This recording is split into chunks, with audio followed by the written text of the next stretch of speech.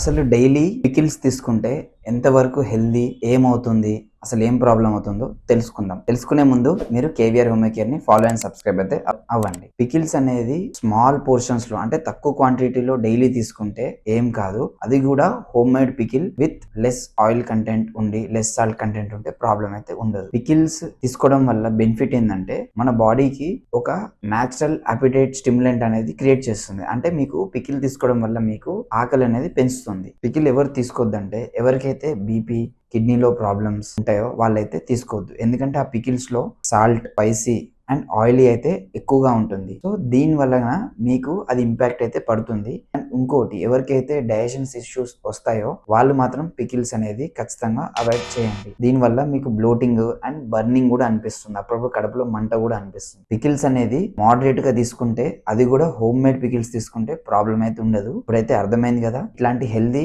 Updates కోసం KVR home care ని follow and subscribe అయితే అవ్వండి. Thank you.